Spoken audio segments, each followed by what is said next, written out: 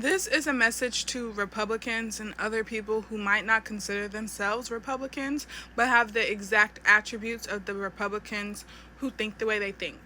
So, when it comes to unfunding the federal funds that helps EBT and homeless youth and stuff like that, DEI and all that kind of stuff, you are actively creating a bigger problem than what you think you see and know already. There's so many children slipping through the cracks, and have been slipping through the cracks for a long time, of the programs meant to help underprivileged and undercared for areas in America. Some of our communities have really, really good resources, and still people fall through the cracks, of the programs and services that exist. So, to take them away from the children who gain consciousness out of poverty and out of the horrible things they go through from birth, probably, literally, actively putting that obstacle in their way where they can't even get help out of poverty and out of the type of lifestyle that they were born into, is demonic. It's evil. And so many Republicans are using God's name as their holy grail. They're using God's name as why they have so much peace and stability on earth, when it's really just white privilege. And if their skin is not white, I promise you, it's still basically like white privilege. They're just not white. It's the other stuff that contributes to white privilege. And I say this in a not hateful, not spiteful, not negative way, but in an educational way. Because I literally just stopped going to a church where people literally, because I could tell it was really abundant and clear, had a viewpoint on something that I had to claw my way out of, that I had to find God to even figure out how to escape. I was homeless at 19 in a city, in a state that had no resources, community resources at all. When I tell you the grace of God, the signs, true signs of God, because let's talk about it, since I'm talking about the Christians and the Republicans that claim Jesus and God. God is not meeting people in the salvacious heavenly kingdom that these man-made people have created. No, he's getting his people out of the battlefield. God chose me. I saw him. I did call out to him.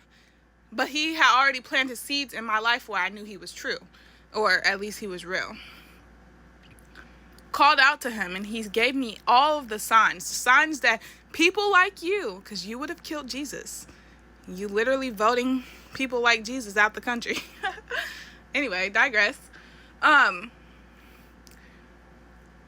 literally focused on every single sign that God was giving me naturally, in nature, in discernment, and all of the gifts that I have been gifted with throughout a lot of trauma in my life, to get out of the situation I was in. Homeless at 19, had to get taken to a whole nother different state and city where the resources was better, more abundant. And now in the same city, the same resources are non-existent. And when I was going through it at 19, I'm the oldest of 6 kids, single parent. I knew for a fact that my younger siblings were going to need this program by the time they got 18 or 19. And fast forward to today. I'm 24 years old. My siblings need these resources. And yeah, we can point fingers and blame who's to blame for why they need these resources and what's going on, but that doesn't do anything. It doesn't do anything but open a whole bunch of wounds. A whole bunch of wounds that a lot of people don't even want to look at. It's a self journey. I had to look at those and be honest with myself about why and how. But you can't beat the dead horse. You can't tell people that they were horrible people. You can't tell people that aren't involved that they should have been involved. Like, you can't. Yes, obviously we know whose fault it is.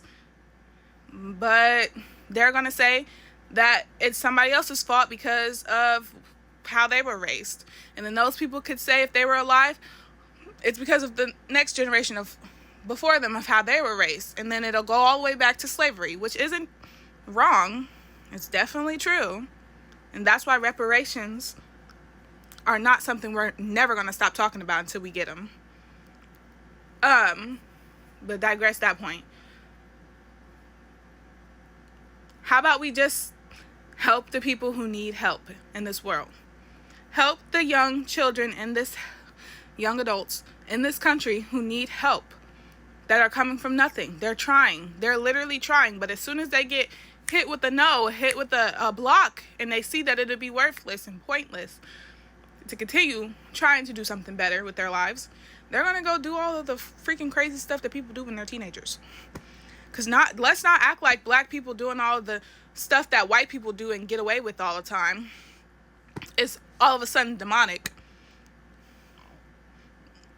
Robbie can rape people in Harvard and get away with it. But and Jaquan, also in Harvard, can sell his Percocets and all that kind of stuff. But them doing it on the street, because they're not funded, they're not on the path of, stuff, I guess. They go to jail and they get their lives ruined and taken away and become slaves to the system. Free labor, yeah. Slaves. It's very systematic. And honestly, if you're somebody who don't think you're contributing to inhumane things, but you voted and will want to continue voting for the people who are literally doing that, you're part of the problem. And if you've stopped voting because you don't care anymore, but you have a voice and an opinion about which part should be uplifted, democracy, you're causing problems too. Like, there's so many people out here struggling, and these people haven't even had a chance to even get to know themselves yet. Mental health is so important right now. We need a break. The system needs to shut down. We need to find our humanity, because too many people claiming God right now literally are the reason why so many of us are suffering and having to call on him. And y'all should be kind of scared that we're calling on him, because y'all think y'all high and mighty because of y'all white privilege, y'all white man-made privileges. No, God's gonna rain down hell. We're crying out. And it's so many innocent people needing to cry out. A 24-year-old man hasn't lived long enough in adulthood to be considered a menace to society, unless he really is. I'm not gonna lie, there are some, but for the most part, a lot of these men and a lot of these young men and young women, they're trying to find a foot in life, and they haven't been given the proper tools to even be children, so they are still children minded. I have siblings right now that they're literally homeless. How are 18 and 19-year-olds and 20-year-olds homeless? We know how. And like I said, we could point the finger at whose fault it is, really, truly. Or we could just help them. We could just help them and say, forget that. That's easier. That's better. Leave the vengeance to God, because then you're going to say they're bad people when they get mad and do weird things to people for doing weird things to them. But yeah, I'm really annoyed with the holy, sanctified, white privileged Christian people who are really worshiping Baal. Yeah, God is within yourself. God is waking up to the illusions created, the matrix. Yeah. Ugh, I hate being pregnant. Ugh. Anyway, thanks for listening to my TED Talk, kinda.